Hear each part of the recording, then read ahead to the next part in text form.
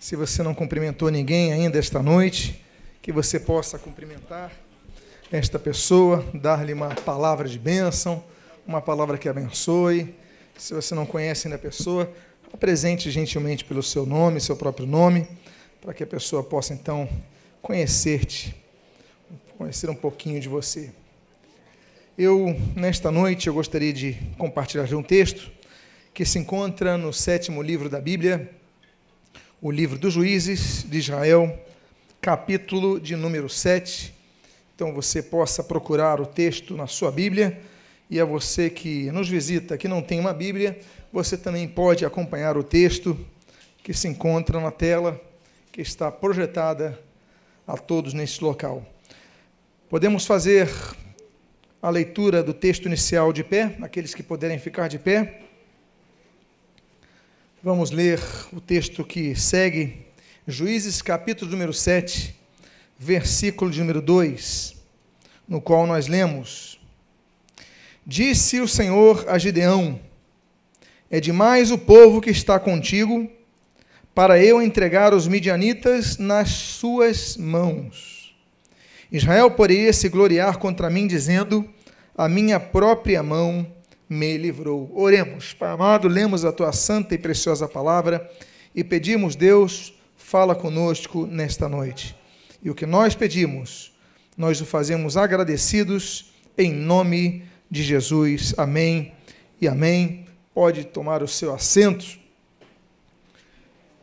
Costuma-se dizer que o livro dos Juízes, o 7º livro da Bíblia, é o livro mais violento da Bíblia. É um livro que há muita matança, um livro que há muita morte. É um livro, por exemplo, que já inicia no primeiro versículo falando sobre a morte de alguém, no caso de Josué, o sucessor de Moisés.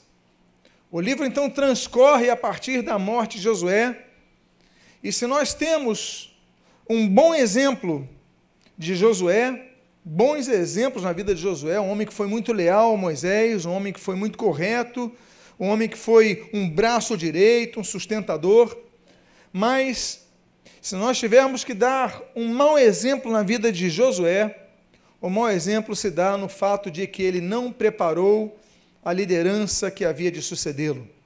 Moisés preparou Josué durante anos. Josué, quando vai assumir Israel, Josué tem noções de governabilidade, Josué tem noções de administração militar, Josué tem várias noções de administração de um governo, mas Josué, quando então morre, deixa um vácuo no poder. Afinal de contas, quem governaria Israel? Moisés tinha um plano unificado, Deus dera um plano unificado a Moisés.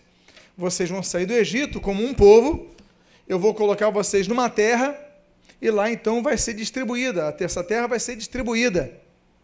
Agora, quando eles chegam lá, cada um cuida do seu canto, e aquela uniformidade vai se deteriorando. Israel é um povo, os hebreus são um povo, mas estão divididos em 12 tribos, cada uma pensa em si. Não havia, depois da morte de Josué, um líder que unificasse. E com esse individualismo das tribos, ficava mais fácil que os adversários chegassem e começassem a ocupar terreno, o terreno que foi invadido. No período por exemplo, de Gideão, nós temos os midianitas como uma grande força, nós tivemos os amonitas, vários povos cananeus, várias vezes conquistando e reconquistando regiões que outrora pertenciam ao povo a quem Deus chamou para dominar aquela terra. O livro se chama o livro dos Juízes, não porque estamos falando de juízes togados, não estamos falando de pessoas que cursaram direito, nada disso. São líderes que se põem como juízes porque eles, por causa das vitórias que eles têm contra os inimigos, eles ganham autoridade moral sobre o povo para que pudessem julgar o povo.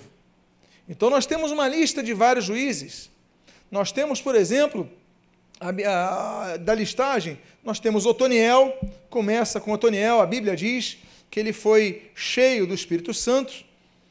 Nós temos, por exemplo, Eude, que governou 80 anos, nós temos Sangar, que governa pouco tempo, nós temos Gideão, que aparece na história, nós temos Abimeleque, nós temos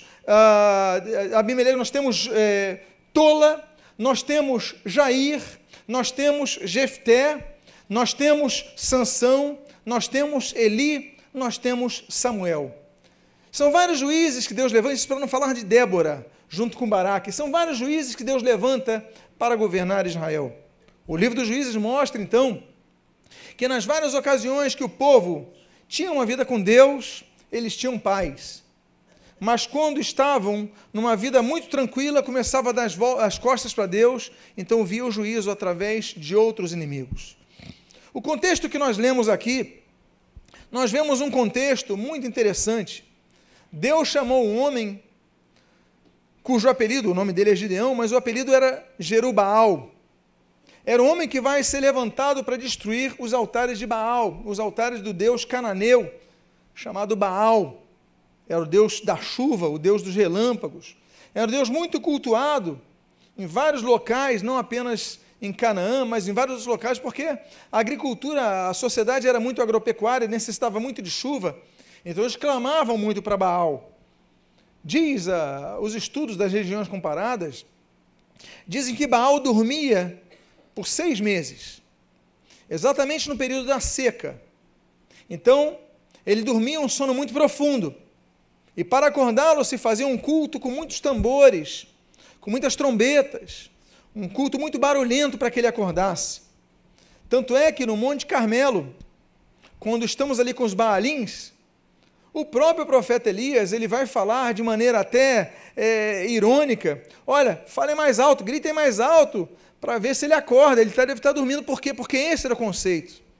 Então, quando Baal, ele acordava, ele acasalava com a sua consorte, e nesse acasalamento vinha a chuva sobre a terra, e por causa disso, então, ele era tão cultuado. Pois bem, não viemos aqui para falar de Baal, mas estamos dando um contexto do fato de que Israel, muitas vezes, por causa da seca, começava a voltar-se a Baal. Por causa de outras necessidades, começava a voltar-se para outros deuses. Por passar por dificuldades, muitas vezes, pessoas que servem ao Senhor começam a desanimar de frequentar a igreja, começam a desanimar a oração, começam a fraquejar em sua fé, porque estão passando por momentos difíceis. E muitas vezes, quando vencem esses momentos, se lembram de sua força, se lembram de tudo, só não se lembram que é o Senhor que concede a vitória. Esse texto, nós vemos então, depois que Gideão faz a prova a Deus, aquela questão do novelo molhado, do novelo seco, Deus então o chama e diz o texto que nós vamos reler agora, do versículo 2. Eu quero falar das 3 fases da vida, da vida para a vitória, e dos 3 instrumentos que nós devemos usar. Nessa primeira fase é a chamada fase de preparação para a batalha. Diz esse versículo 2 que nós lemos e agora vamos reler. Disse o Senhor a Gideão: é demais o povo que está contigo para eu entregar os midianitas nas suas mãos. Israel poderia se gloriar contra mim, dizendo: a minha própria mão me livrou. Deus, muitas vezes, nos impõe limites para trabalhar em nosso caráter. Deus, ele não aproveitou, me permitam aspas nessa expressão, a força que Gideão tinha. Ele tinha muita gente disponível para ir para a batalha. Deus falou: olha, tem gente demais, porque Israel poderia se gloriar dizendo: a minha própria mão me livrou. Há momentos que nós percebemos em nossa vida que daqui a pouco, onde estão nossos amigos, onde estão nossos apoios, onde estão as pessoas que nós podíamos contar, e naquele momento de tanta dificuldade nós vemos, estamos sozinhos, não tem ninguém para me ajudar agora, então eu estou perdido, eu estou aflito, mas é nesse momento, muitas vezes, que você se aproxima de Deus. Quantos aqui se aproximaram de Deus, como diz o ditado, o jargão evangélico, não pelo amor, mas pela dor?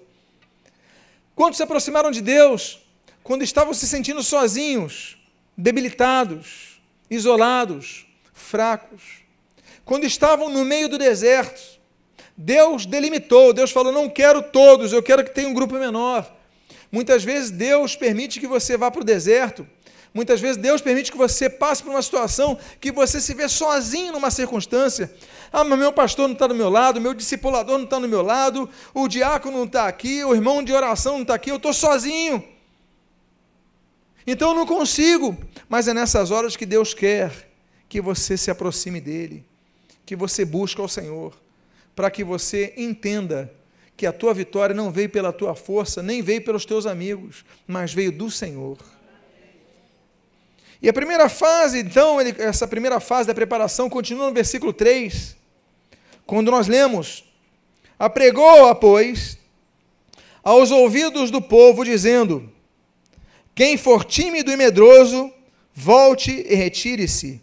E então, voltaram do povo 22.000 e 10.000 ficaram. Havia 32.000 pessoas em condições de lutarem aquela batalha.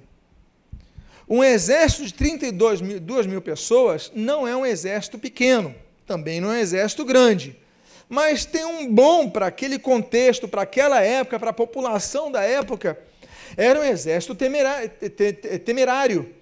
As pessoas viam 32.000 homens preparados, dispostos para a batalha. Opa! E Deus fala assim, não, manda os medrosos e os tímidos que saiam. E diz a Bíblia que dos 32.000, 22.000 saem, ficam 10.000.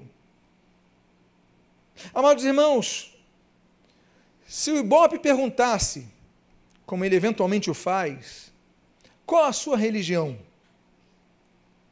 Muitos diriam, eu sou evangélico. Ora, por que você é evangélico? Porque você frequenta uma igreja. Muitos vão dizer que são evangélicos porque um dia frequentaram a igreja, ou porque um dia foram batizados numa igreja. Sou evangélico. Mas se nós formos espremer quantos têm uma vida com Deus, esse percentual cairia em muito, como caiu o número de soldados disponíveis a Gideão. Por quê? Porque ele falou dos tímidos e dos medrosos. Ali falou de pessoas que elas não detêm a ousadia que a fé exige. E, meus amados irmãos, cristão não é o que frequenta a igreja, é o que vive uma vida de fé. A Bíblia diz em Romanos capítulo 1, versículo 17, o que Paulo escreve nesse texto, ele ecoa ao texto do profeta Abacuque no capítulo 2, versículo 4, quando o autor sagrado assim diz que o justo viverá pela sua fé. O que nos caracteriza é a nossa fé. Se nós temos fé, nós oramos com fé. Se nós temos fé, nós andamos em fé. Se não temos fé, nós agimos com fé. Se nós temos fé, nós falamos palavras de fé. Se nós temos fé, nós vislumbramos questões que agora não estão em nossas mãos, mas nós temos certeza que nós vamos alcançar. Ter uma vida de fé, então, não é ter uma vida de crença, mas ter uma vida de experiências. Porque muitos têm crenças, mas no momento do conflito, abandonam suas crenças, desistem, desanimam. Deus fala, Gideão, você tem 32.000 soldados, mas quem não tiver com coragem, quem não tiver com ousadia, quem tiver muito desanimado, sai do grupo. Sabe por quê que Deus fala isso? E você nota que 2/3 saem, porque as pessoas com medo contagiam as pessoas de fé. É contagioso. Deus manda tirar porque a pessoa que tem medo, ela desanima a pessoa que não tem medo. E muitas vezes Deus permite que haja separações em nosso convívio, que nós percamos muitas vezes a convivência com determinadas pessoas, e você não entende, mas é Deus agindo em prol da sua vida. Você não está entendendo por que isso está acontecendo, porque essa pessoa parou, porque essa pessoa às vezes está te fazendo mal e você não estava notando. Muitas vezes nos isolarmos de certas pessoas é o remédio que nós temos para melhorar. E aqui então Deus fala e diz a Bíblia que voltam 22.000 e 10.000 ficam. No versículo 5 nós lemos então: fez Gideão descer os homens às águas. Então o Senhor lhe disse: todo que lamber a água com a língua, como faz o cão, esse porás à parte, como também todo aquele que se abaixar de joelhos a beber. Deus faz uma segunda triagem diante de Gideão. Ele fala o seguinte: olha, estão todos com sede, ali tem um ribeiro, tem um rio, tem um riacho. Gideão, você vai ficar olhando para cada um. Quem se agachar para beber a água olhando para baixo, você separa, você fala, sai do grupo. Por quê? Porque eles estavam em guerra. Se você está em guerra, você não pode beber a água olhando para baixo, você tem que beber a água olhando para frente. O que isso nos ensina?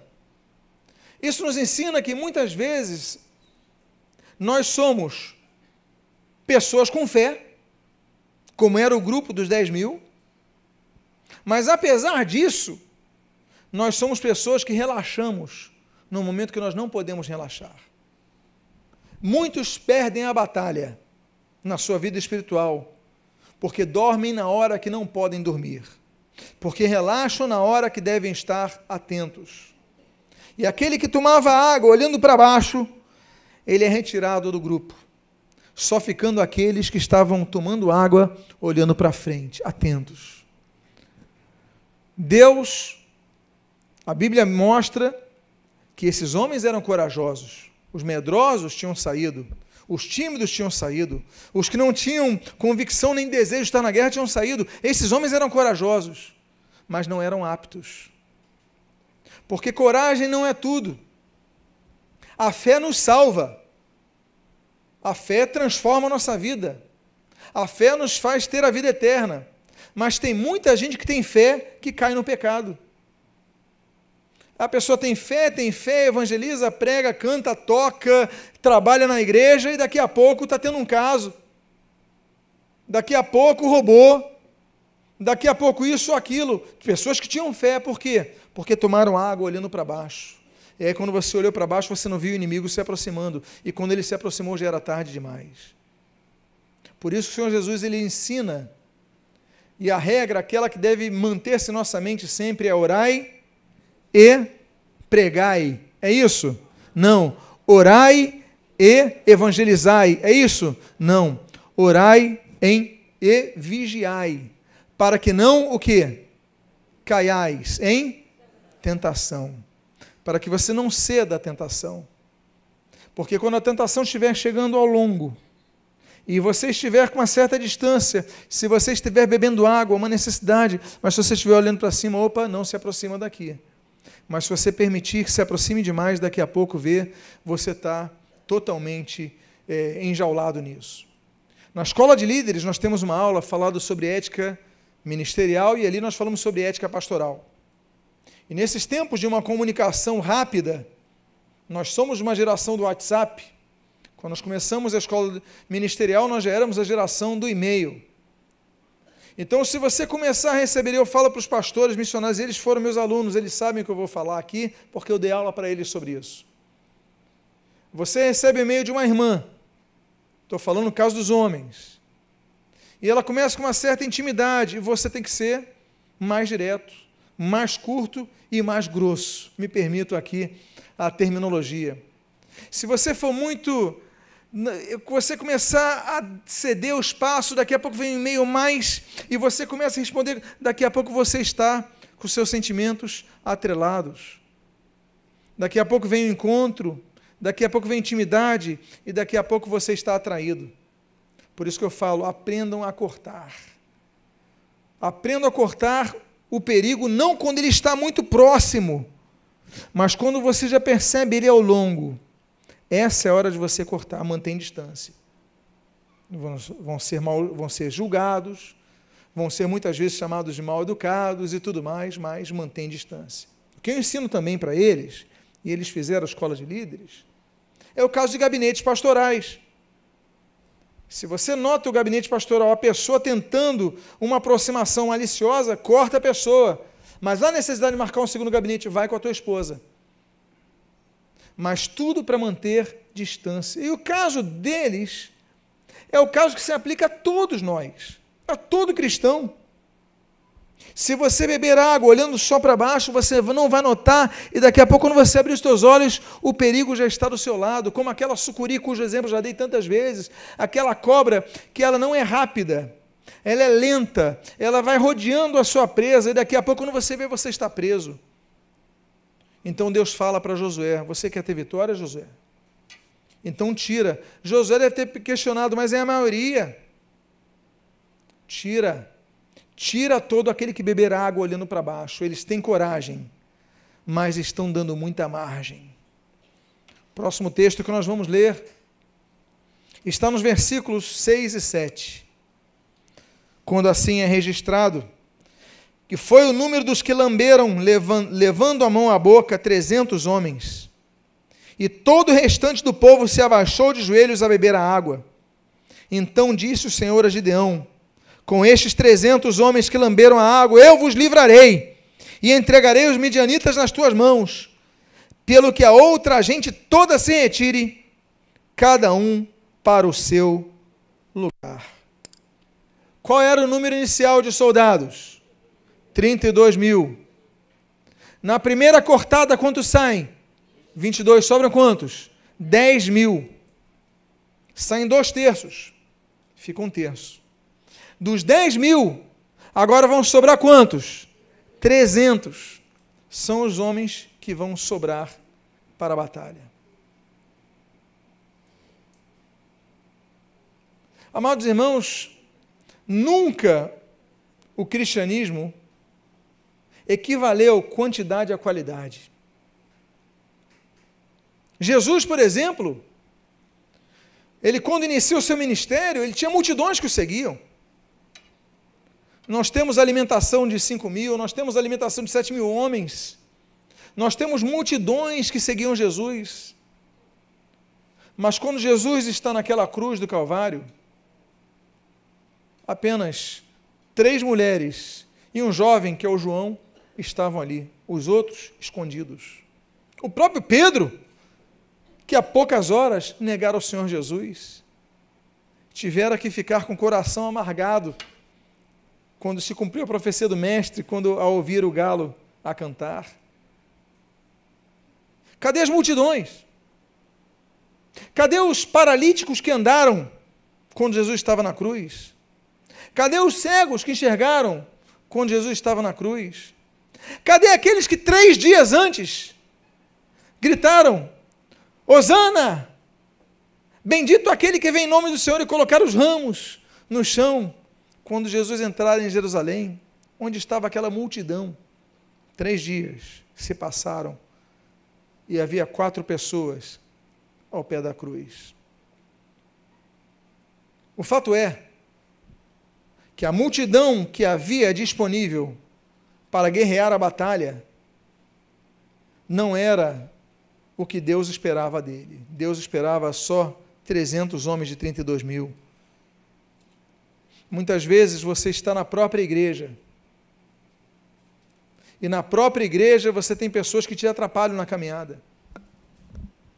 Na própria igreja, muitas vezes você olha pessoas como exemplo de vida, que dão um mau exemplo, você começa a imitar as pessoas, você tinha uma vida correta e começa a se desviar, começa a pegar os maus hábitos dos outros, os maus costumes dos outros, dentro do arraial de Israel, dentro da própria igreja. Deus fala: manda retirar, porque a batalha, como ele diz aqui, entregarei os midianitas nas tuas mãos com esses 300. Às vezes a nossa vitória, ela não vem com a quantidade de pessoas que nos cercam, mas vem com as pessoas de fé e vigilância que estão aos nossos lados. Você notou então as duas triagens? A primeira, só pessoas de fé, mas a segunda, só pessoas que vigiavam. São os 2 tipos de pessoas, são as 2 virtudes que nós devemos procurar ver nas pessoas com as quais nós podemos compartilhar as nossas lutas. Pessoas que têm fé e pessoas que vigiam. Porque é assim que Deus define a Gideão.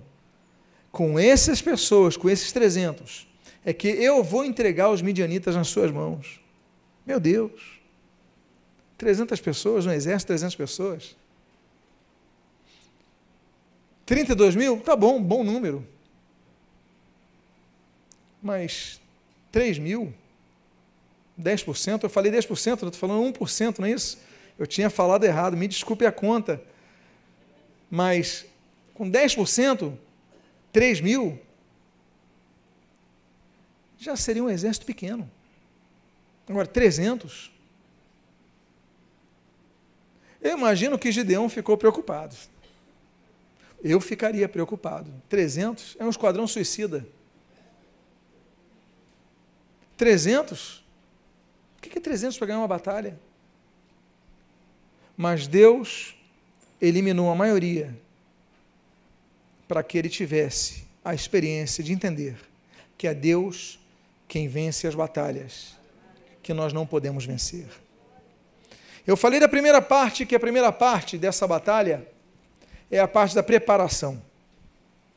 Agora nós vamos à segunda parte na batalha, porque não adianta você se preparar se você não se organizar.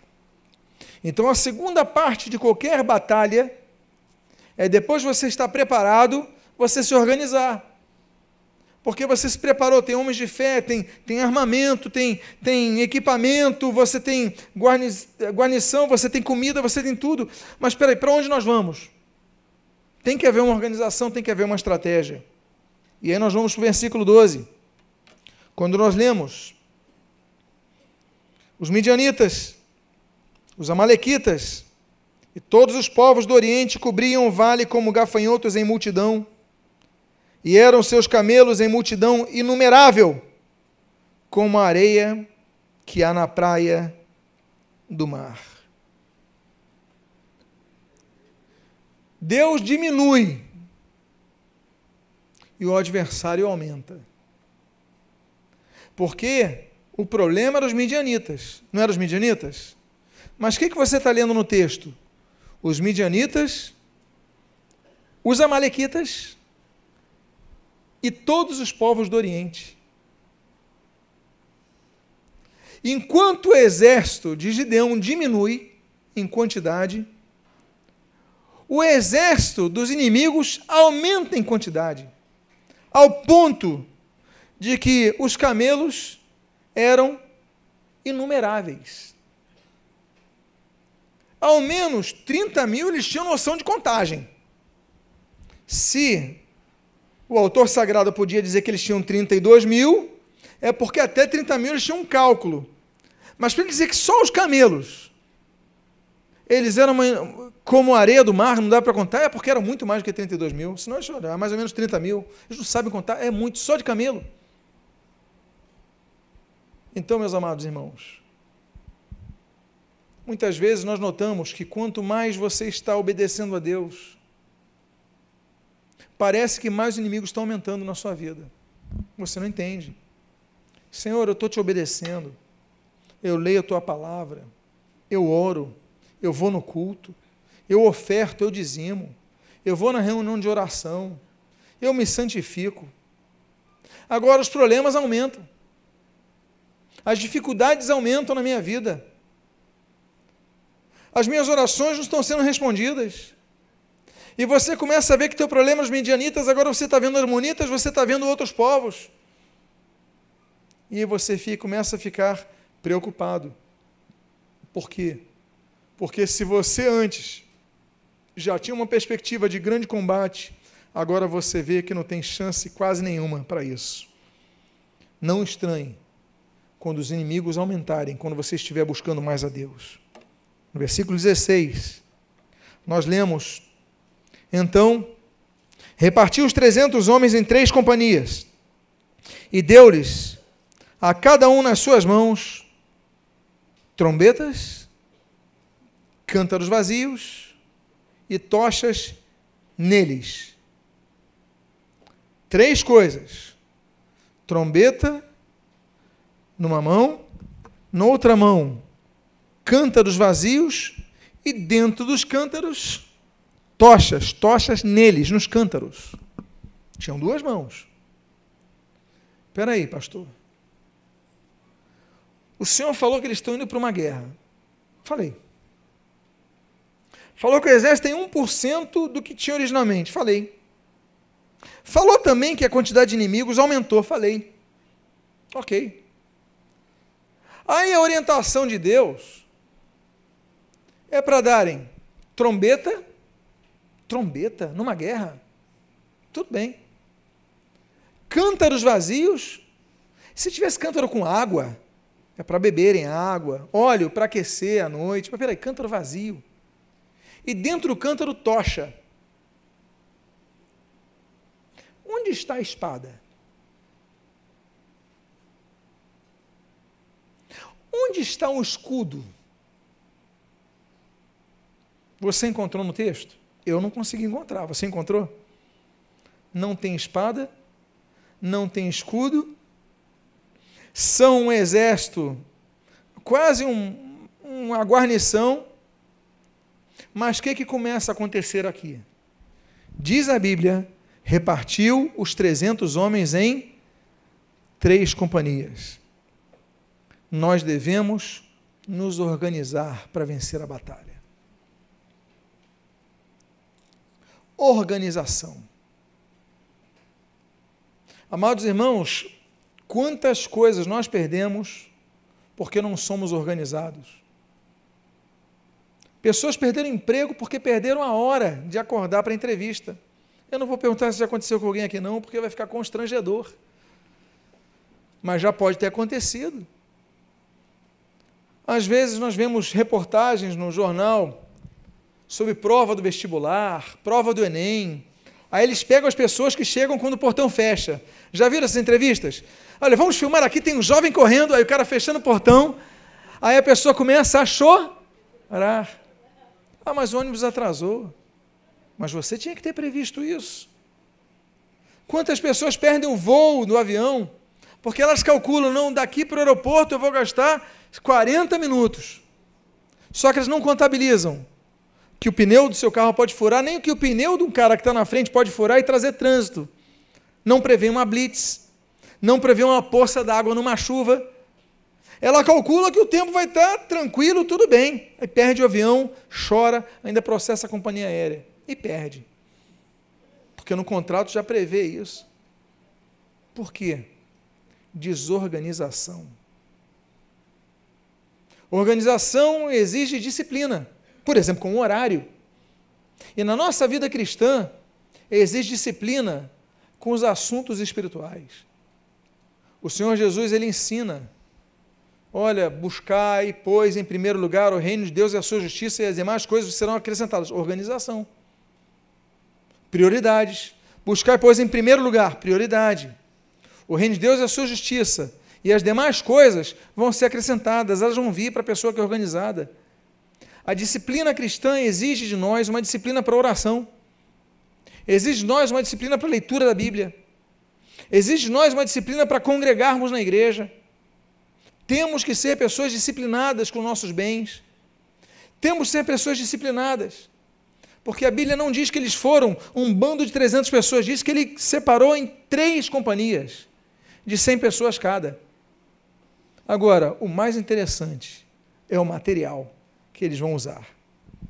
Continua o texto, então, no versículo 17, dizendo, e assim o texto registra, e disse-lhes, olhai para mim, e fazei como eu fizer, e chegando eu às imediações do arraial, como fizer eu, assim fareis. Outra coisa que nós aprendemos é a responsabilidade de sermos pessoas que têm responsabilidade, a ponto de sermos o exemplo dos outros. Meu pai um dia me disse uma coisa, quando era criança, o seguinte, olha, se você me ver um dia entrando bêbado em casa, e eu te disser para não beber, você não precisa me obedecer, porque eu não vou ter moral para dizer isso a você. Tem pessoas que querem ensinar aos outros aquilo que não fazem. É o fumante que fala para o filho, filho, não fuma porque isso daí faz mal. Que moral você tem? Você pode ter e nós ouvimos uma pregação maravilhosa na sexta-feira sobre isso, sobre o exemplo, falar muito mais do que as palavras. Que moral eu tenho como líder de exigir alguma coisa que eu não estou vivendo? Que moral cada um de nós tem para ensinar aos filhos aquilo que não estão vivendo? Meus filhos estão aqui. Minha esposa está aqui. Eles podem confirmar se o que eu prego é o que eu vivo. E eles têm moral, e eu tenho que ter moral para ensinar aquilo. E, meus amados, nós temos que ser assim. O Gideão fala o seguinte: olha, olhai para mim, e fazei como eu fizer. Porque Gideão teve várias falhas. Gideão falhou na sua vida familiar. Gideão é um homem que tem 70 mulheres. Que tem várias mulheres, tem 70 filhos, perdão. E tem problemas quando nasce o Abimeleque, que vai ser um dos juízes de Israel, antes de Tola, antes de Jair, vai ser o Abimeleque. Ele vai causar um problema muito grande, porque ele vai mandar matar os irmãos para reinar sozinho. Só sobra um chamado Jotão. Ele aniquila os seus irmãos. Mas Gideão, ele tem características muito boas, porque quando ele ia à guerra, ele falou: me sigam, façam o que eu faço. Nós devemos fazer o mesmo. Quando nós vivemos uma vida cristã, nós devemos viver a vida cristã não apenas da boca, mas em nossas ações. E continua o texto dizendo: e quando eu tocar a trombeta, e todos os que estão comigo estiverem, então, vós também tocareis a vossa ao redor de todo o arraial, e direis: pelo Senhor e por Gideão. Duas questões aqui: princípio de autoridade espiritual e ordem, um momento certo. Quando eu tocar a trombeta, todos que estiverem aqui comigo vão também tocar a trombeta. Não é cada um numa hora, não é cada um por si. Há uma organização. As igrejas que estão espalhadas na terra, elas têm uma liderança, elas têm uma organização. Quando eu tocar, vocês tocam. Tem que haver uma ordem, assim como numa casa tem que haver uma ordem. Tem os pais, tem os filhos, tem uma ordem na casa. Deus estabelece isso. Nós fizemos um estudo bíblico longo sobre o princípio de autoridade, não vou repetir. E não apenas isso, olha, toquem quando eu tocar. Mas Gideão ele fala: olha, quando vocês tocarem, vocês vão dizer: pelo Senhor e por Gideão, estamos unidos, devemos nos unir, devemos estar juntos, não é cada um por si, não é por mim, por meus, não, é por Gideão, estamos juntos numa mesma direção, temos que guerrear unidos, a sua família tem que guerrear unida, você tem que guerrear com tua família junta, nós não podemos ser individualistas, nós aprendemos com isso, que nós devemos quebrar todo orgulho e individualismo e lutarmos pelo coletivo.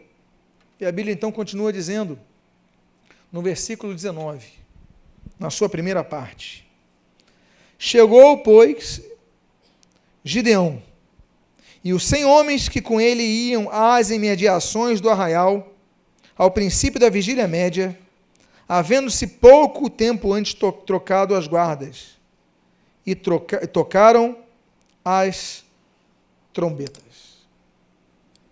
Organização. Havendo-se pouco tempo antes trocado as guardas. Ele não tocou em qualquer momento. Olha a estratégia militar de Gideão. Quando trocar a guarda, está saindo um grupo que está cansado, dos inimigos, estão cansados, ficaram em guarda várias horas, eles estão indo dormir, e logo está vindo um grupo que ainda está relaxado demais, não está atento no trabalho, estão vindo, estão conversando, comeram agora. Esse é o momento de nós atacarmos. Há vitórias nossas que exigem de nós inteligência. Tem pessoas que querem evangelizar o marido. Ah, o meu marido não quer aceitar Jesus, não quer vir para a igreja e tal. Minha irmã, como é que... Ah, estava na final da Copa do Mundo, eu fiquei na frente da televisão evangelizando ele, não queria me ouvir. Como é que você vai ganhar esse marido? Ele vai falar: sai daí. Aí que você falou para ele? Falei, você continua assim, vai para o inferno. Tem que ter sabedoria, tem que saber a hora certa. A Bíblia diz que é momento de falar e é momento de calar. Às vezes você quer evangelizar o patrão, os colegas de trabalho, no meio do expediente, você vai ser mandado embora, daqui a pouco está falando, fiquei desempregado. Por quê? Porque você não agiu certo. Não é todo momento, é o momento certo, o momento oportuno. Claro, devemos evangelizar em todo o tempo, mas nós devemos ter inteligência para evangelizar. Então não é no final da Copa, não é no final do campeonato que o teu time está vendo lá, você está vendo o teu time, você está, vamos conversar uma coisa, vamos conversar um assunto sério. O teu marido vai falar, você está brincando comigo. Nós devemos ter inteligência. Josué, a gente não sabe quantos minutos ou quantas horas ele esperou, mas ele falou, só vamos tocar a trombeta quando o pessoal começar a deitar, o pessoal que está cansado e o pessoal que está pegando a guarda começar a trabalhar. Esse ínterim, esse momento é o momento do ataque. Trabalhemos com inteligência, porque tocar a trombeta é anunciar algo. Tocar a trombeta é anunciar a palavra. Primeira arma que nós devemos usar são as trombetas. Primeira arma que o crente tem que ter é a evangelização. Nós devemos evangelizar com a trombeta, com o clangor das trombetas. As trombetas, elas serviam para unir o povo. Lembram-se, quando Deus dá uma instrução, por exemplo, a Moisés, ele fala assim, olha, e vocês farão 2 trombetas de prata. Quando nós vamos nas viagens de Israel, eu sempre levo o pessoal no local chamado Instituto do Templo. Nós tivemos, inclusive, uma manifestação essa semana em Jerusalém, das pessoas querendo a construção do templo, terceiro templo. Esses objetos já estão prontos no Instituto do Templo, eu mostrei lá, aqui as 2 trombetas de prata. Aquelas trombetas de prata, elas serviam, não as originais, as que fizeram para o terceiro templo, elas serviam para juntar o povo. As trombetas servem para anunciar unidade, mas também anunciar o juízo, a batalha, a ida à guerra.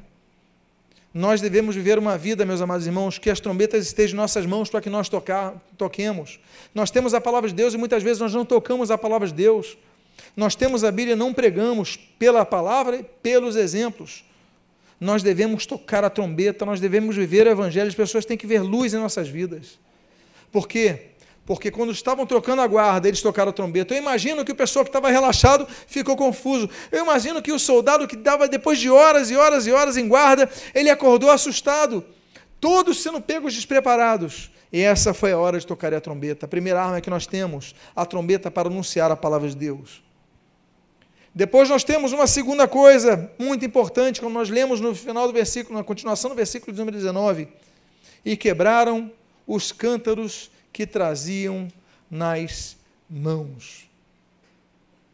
Quebrar o cântaro, meus amados irmãos, aponta muitas coisas na Bíblia, mas uma delas é o quebrantamento que nós devemos ter da nossa alma, o quebrantamento que nós devemos ter do nosso homem exterior.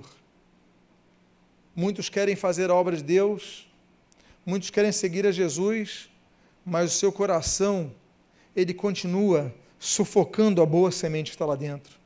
Você fala assim, mas eu conheço a palavra, eu ouço a palavra, hoje eu vou começar a ter uma vida certa com Deus, mas na segunda-feira você não ora, na terça-feira você não lê a Bíblia, domingo seguinte você falta ao culto, porque está chovendo, porque está frio, porque está calor, porque está sol, porque você não está afim, porque aí você tem vários motivos, aí você não vai, você tem uma vida, porque você não quebranta. Você não consegue priorizar as coisas do reino de Deus em primeiro lugar, colocar em primeiro lugar as coisas do reino de Deus. Por quê? Porque a casca da semente não é quebrada. O Senhor Jesus diz, olha, se a semente não morrer, ela não vai poder vingar. Porque a casca da semente, ela precisa, para a semente vingar, para qualquer semente vingar, aquela semente que está dentro de uma casca, ela precisa romper a casca e ela começa a crescer. Mas se ela não romper a casca, se a casca for muito grossa, ela não consegue, ela é sufocada e ela morre. Toda planta é assim. Nosso espírito é assim. Deus transforma o nosso espírito, o Espírito Santo de Deus fala o nosso espírito, mas nós temos uma casca chamada alma, a vontade do homem, a raiva, o ódio, o rancor, tantas coisas, e você quer fazer as coisas boas de Deus, mas aquela casca não é rompida, ela fica sufocando, e daqui a pouco aquela semente é sufocada. Você queria fazer tantas coisas, você não faz, por quê? Porque aquela semente sufoca. É momento, quando você for na batalha, de lembrar: eu tenho que quebrar esse cântaro, eu tenho que quebrar essa coisa que eu construí, que abafa, ela tem que ser quebrada. É a segunda coisa que nós devemos ter, o segundo objeto que nós devemos ter para ser quebrado numa batalha. E por fim, nós temos mais um objeto. A Bíblia diz, no versículo número 20, com o qual eu encerro esta mensagem nesta noite: assim, tocaram as 3 companhias as trombetas e despedaçaram os cântaros e seguravam na mão esquerda as tochas e na mão direita as trombetas que tocavam, e exclamaram: espada pelo Senhor e por Gideão. Meus amados irmãos, eles pegam as tochas e começam a acender as tochas. 3 companhias de 100 pessoas, o acendimento era rápido. Havia uma tocha acesa, você colocava a tocha no outro e rapidamente aquelas 100 estavam prontas, outras 100 estavam prontas e outras 100 estavam prontas. Talvez se fossem 10 mil, 32 mil, não conseguissem acender aquelas tochas com tamanha rapidez. Mas o fato é que a tocha representa algo fundamental para estarmos na guerra. A tocha representa o fogo, que o fogo representa o Espírito Santo em nossas mãos, em nossas vidas, nosso espírito. Nós devemos estar cheios do Espírito. O Espírito tem que aquecer o nosso coração, o Espírito tem que falar o nosso espírito, tem que falar o nosso coração, tem que nos dar direção. Senão nós seremos pessoas que faremos a batalha com nossa própria força, mas quem dá a vitória é o Senhor. Eu quero convidar você aqui, por favor, fique de pé. Eu quero convidar você, ao ficar de pé, a fechar os seus olhos. Eu quero fazer neste momento 2 convites muito especiais nesta noite. Enquanto estão todos de olhos fechados, eu queria convidar a você que quer entregar a sua vida ao Senhor Jesus, ou que quer voltar aos caminhos do Senhor, que você possa levantar a sua mão. Tem alguém aqui em nosso meio que gostaria de entregar a sua vida ao Senhor Jesus nesta noite, ou voltar aos caminhos do Senhor Jesus nesta noite? Levante sua mão agora. Alguém aqui nessa noite? Alguém aqui em nosso meio?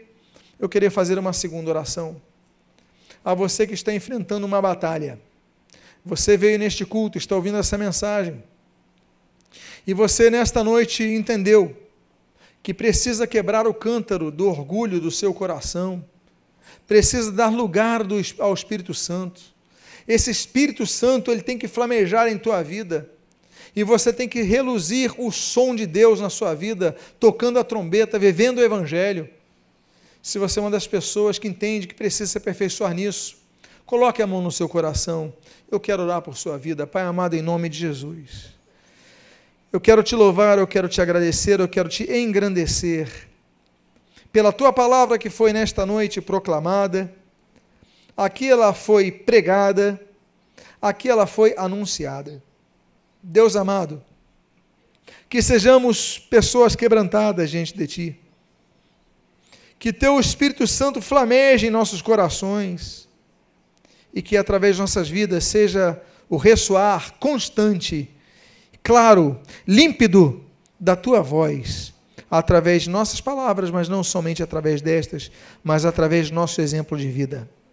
Abençoa as nossas vidas, faz-nos nós cristãos verdadeiros, onde a luz do Senhor reflete em nossa vida, e que nós possamos vencer a batalha, que seja uma batalha vencida, não com 32 mil, não com 22 mil, não com 10 mil, mas apenas com 300, com menos.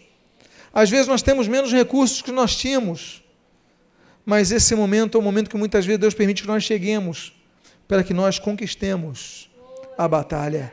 É confiando no Senhor, é obedecendo no Senhor, é estando unidos e organizados. Pai amado, dá-nos vitória.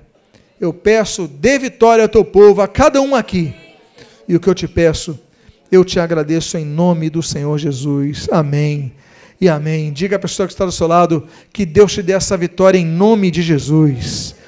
Pode tomar o seu assento.